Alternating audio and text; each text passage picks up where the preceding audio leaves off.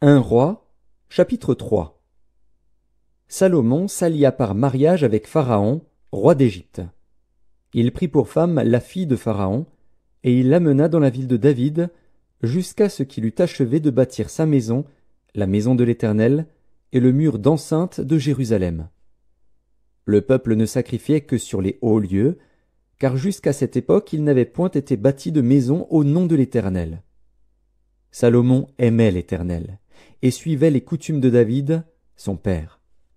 Seulement c'était sur les hauts lieux qu'il offrait des sacrifices et des parfums. Le roi se rendit à Gabaon pour y sacrifier, car c'était le principal des hauts lieux. Salomon offrit 1000 holocaustes sur l'autel.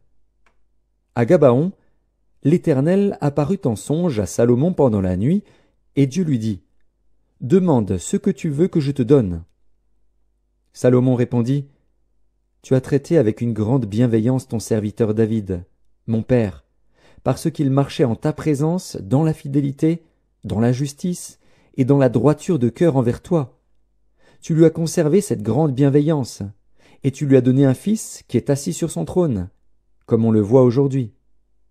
Maintenant, Éternel mon Dieu, tu as fait régner ton serviteur à la place de David, mon père. Et moi je ne suis qu'un jeune homme, je n'ai point d'expérience. Ton serviteur est au milieu du peuple que tu as choisi, peuple immense, qui ne peut être ni compté ni nombré à cause de sa multitude. Accorde donc à ton serviteur un cœur intelligent pour juger ton peuple, pour discerner le bien du mal. Car qui pourrait juger ton peuple, ce peuple si nombreux? Cette demande de Salomon plut au Seigneur. Et Dieu lui dit, « Puisque c'est là ce que tu demandes, puisque tu ne demandes pour toi ni une longue vie, ni les richesses, ni la mort de tes ennemis, et que tu demandes de l'intelligence pour exercer la justice, voici, j'agirai selon ta parole.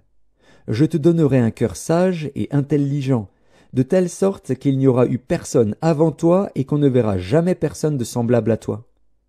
Je te donnerai, en outre, ce que tu n'as pas demandé, des richesses et de la gloire, de telle sorte qu'il n'y aura pendant toute ta vie aucun roi qui soit ton pareil. Et si tu marches dans mes voies, en observant mes lois et mes commandements, comme l'a fait David, ton père, je prolongerai tes jours. » Salomon s'éveilla, et voilà le songe. Salomon revint à Jérusalem et se présenta devant l'arche de l'alliance de l'Éternel. Il offrit des holocaustes et des sacrifices d'action de grâce, et il fit un festin à tous ses serviteurs. Alors 2 femmes prostituées vinrent chez le roi et se présentèrent devant lui.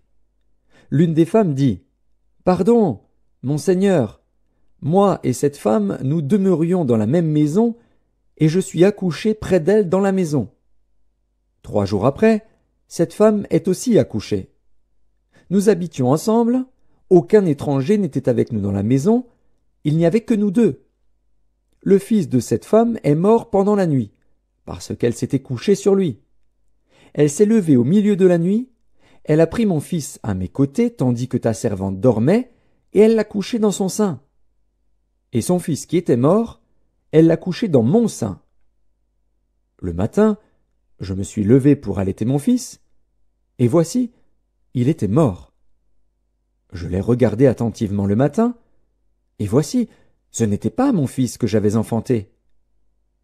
L'autre femme dit, « Au contraire, c'est mon fils qui est vivant, et c'est ton fils qui est mort. » Mais la première répliqua, « Nullement, c'est ton fils qui est mort, et c'est mon fils qui est vivant. » C'est ainsi qu'elles parlèrent devant le roi.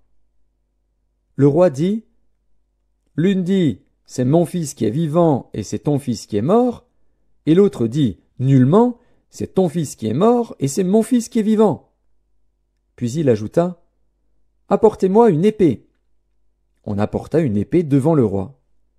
Et le roi dit, « Coupez en 2 l'enfant qui vit, et donnez-en la moitié à l'une et la moitié à l'autre. » Alors la femme dont le fils était vivant sentit ses entrailles s'émouvoir pour son fils, et elle dit au roi, « Ah, mon Seigneur, donnez-lui l'enfant qui vit, et ne le faites point mourir. » Mais l'autre dit, « Il ne sera ni à moi, ni à toi.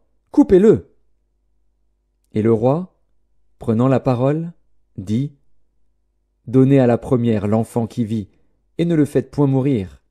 C'est elle qui est sa mère. » Tout Israël apprit le jugement que le roi avait prononcé, et l'on craignit le roi, car on vit que la sagesse de Dieu était en lui pour le diriger dans ses jugements.